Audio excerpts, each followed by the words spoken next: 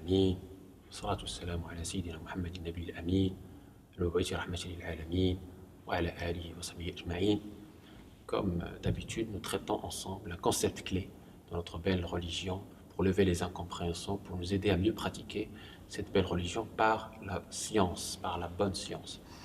Le concept d'aujourd'hui, ou la problématique d'aujourd'hui plutôt, c'est un mouvement qui prend beaucoup d'ampleur à cause de l'ignorance et à cause aussi d'Internet, des réseaux sociaux. Donc il prolifère à travers les réseaux sociaux. C'est le phénomène des coranistes, Al-Qur'aniyun. Alors c'est quoi? Les coranistes, ce sont des groupes de personnes qui ont fait le choix volontaire de ne croire qu'au Coran. Ils disent il n'y a que le Coran, il n'y a rien d'autre. Donc ils nient la Sunna. Ils nient tout simplement la Sunna. Ils disent il n'y a que le Coran, il n'y a rien d'autre. Bon. Pour répondre à ces gens-là, on va leur répondre d'abord avec le Coran. Que dit le Coran sur la Sunna? Quelle valeur donne le Coran à la Sunna? Eh bien, Allah tabaraka wa ta'ala dans le Coran nous rappelle qu'il a envoyé son dernier messager avec 3 éléments. Al-Kitab, le livre, Al-Hikmah, la sagesse, dont fait partie justement la Sunna du prophète, sallallahu alayhi wa sallam, qui est l'ensemble de ses paroles, de ses actes, de ses approbations, et Tazkiya, la purification. Ces 3 éléments sont indissociables. On nous le dit à plusieurs endroits dans le Coran. Très bien. Ainsi, la sagesse, la sunna du prophète fait partie de cette révélation. Le Coran nous dit que le prophète de l'islam, sallallahu alayhi wa sallam, Sayyidina Muhammad, le dernier messager, est venu justement avec cette sunna, cette sagesse. Deuxième élément très important, à plusieurs endroits dans le Coran, dans plusieurs versets, Allah tabaraka wa ta'ala nous ordonne de suivre son messager, d'obéir à son messager. Il nous dit même que obéir à son messager, c'est obéir à Allah. Obéir au messager d'Allah, c'est obéir à Allah. Man yuti'i ar-rasula faqad ata'a Allah. Wa man tawalla fama arsalnaka alayhim hafiza. Celui qui obéit au prophète sallallahu alayhi wa sallam, au messager, il n'obéit en réalité qu'à Allah. Il conditionne même son amour par le suivi du prophète sallallahu alayhi wa sallam. Il nous dit qul in kuntum tuhibbuna Allah fattabi'uni yuhibbukum Allah wa yaghfir lakum dhunubakum.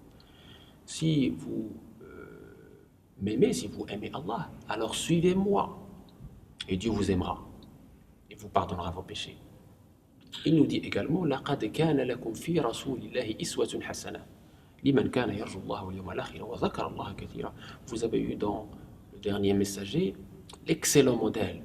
Vous avez dans le dernier messager l'excellent modèle pour celui qui croit en Allah au jour dernier et qui invoque Allah abondamment. Et Allah tabaraka wa ta'ala nous dit également par rapport à son dernier messager وَمَا أَتَاكُمُ الرَّسُولُ فَخُذُوهُ وَمَا نَهَاكُمْ عَنْهُ فَانْتَهُوا. Ce que le prophète sallallahu alayhi wa sallam vous apporte, prenez-le, et ce qu'il vous interdit, éloignez-vous-en. Il conditionne même la foi au suivi du prophète sallallahu alayhi wa sallam. فَلَا وَرَبِّكَ لَا يُؤْمِنُونَ حَتَّى يُحَكِّمُونَكَ فِيمَا شَجَرَ بَيْنَهُمْ ثُمَّ لَا يَجِدُوا فِي أَنفُسِهِمْ حَرَجًا مِمَّا قَضَيْتَ وَيُسَلِّمُوا تَسْلِيمًا.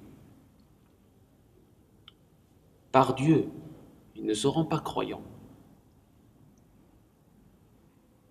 que lorsque ils vont se soumettre à toi parfaitement, revenir à toi et se soumettre à toi. Ça veut dire quoi? Ça veut dire que le messager d'Allah sallallahu alayhi wa sallam est le véhicule, le transmetteur. Ce qu'il dit est considéré par le Coran lui-même comme une révélation. En témoigne le verset de la sourate Al-Najm, l'étoile, où Allah tabaraka wa ta'ala dit à ce propos وَمَا يَنْطِقُ عَنِ الْهَوَىٰ إِنْ هُوَ إِلَّا وَحْيٌ يُوحَىٰ. Il ne parle pas de sa passion. Il ne dit rien de son propre chef, de sa passion. Il s'agit là d'une révélation reçue à travers l'ange Gabriel. Donc, il nous rappelle que tout ce que dit le prophète sallallahu alayhi wa sallam est une révélation. C'est le Coran qui nous le dit. C'est pas les savants qui l'ont tiré du chapeau. Et justement, c'est à travers sa sunna qu'on comprend le Coran. La sunna explique le Coran. La sunna complète aussi le Coran. Sans la sunna, on ne saurait pratiquer correctement notre religion. Sans la sunna, on ne saurait comprendre et pratiquer nos actes cultuels et comportementaux. Je cite l'exemple de la prière, salah, la prière canonique. comment on peut la faire correctement sans la sunna. C'est la sunna qui détaille la prière. Les détails de la prière ne sont pas dans le Coran, justement. Ils sont dans la sunna.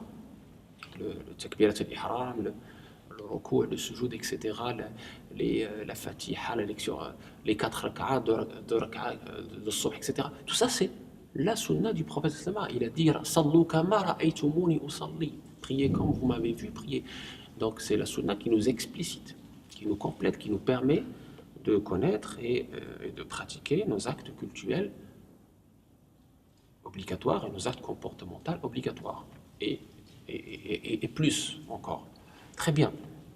Le prophète sallallahu alayhi wa sallam, déjà de son vivant, nous a alertés par rapport à ce phénomène en lui disant viendra un jour où un homme rassasié sur son divan dira eh bien, ce qu'il y a dans ce livre, c'est-à-dire le Coran, je le prends, et tout ce qui n'est pas dans ce livre, j'en ai que faire. Le prophète sallallahu alayhi wa sallam dit j'ai reçu ce livre et pareil comme lui. J'ai reçu ce livre et pareil comme lui, ça veut dire la sunna du prophète sallallahu alayhi wa sallam, qui est donc une partie de la révélation. Celui qui la nie, il nie une partie de la révélation et de ce fait, il devient kafir. C'est ce que nous dit le consensus des savants, que ce soit les savants d'avant ou les savants de maintenant. Ils sont sur l'unanimité que celui qui nie la sunna nie une grande partie de la révélation et donc de ce fait, il sort malheureusement de cette belle religion. Et donc faisons très très attention parce que ce n'est là qu'une étape. Une étape pour détruire votre pratique, détruire votre religiosité, détruire votre foi. Puisque ces gens-là vont vous mettre le doute d'abord sur le hadith, sur les compagnons, en diffamant nos compagnons, et diffamer un compagnon est un gravissime péché, pour vous faire perdre la confiance, la foi, et puis ensuite, on passe au Coran, puis ensuite, il n'y a plus de religion. Pour revenir au hadith, nous allons le détailler dans d'autres interventions pour expliquer ce qu'est la science du hadith. Les hadiths, c'est-à-dire les paroles du prophète sallallahu alayhi wa sallam qui nous ont été transmis, déjà du vivant du prophète sallallahu alayhi wa sallam, on avait les scribes du Coran. Les gens qui écrivaient ce que Gabriel donnait à Sayyidina Muhammad sallallahu alayhi wa sallam, ce que l'ange Gabriel dictait au dernier messager, la révélation, donc il était écrit, le Coran. Et le hadith aussi, il y avait des hadiths qui ont été écrits du vivant de Sayyidina Muhammad sallallahu alayhi wa sallam. Ali, par exemple, et Hassan écrivaient. Abdullah ibn Amr ibn al-As, l'un des 4 grands Abdullah sur lesquels on a reçu la transmission, écrivait. Et un jour même, il a dit au prophète sallallahu alayhi wa sallam, au messager d'Allah, tu peux être en colère parfois. Est-ce que j'écris quand même ce que tu dis lorsque tu es en colère? Il lui a dit, quand bien même je suis en colère, il s'agit encore d'une révélation. Donc écris, que je sois en colère ou pas, écris. Et Abdullah ibn Amr al-As écrivait.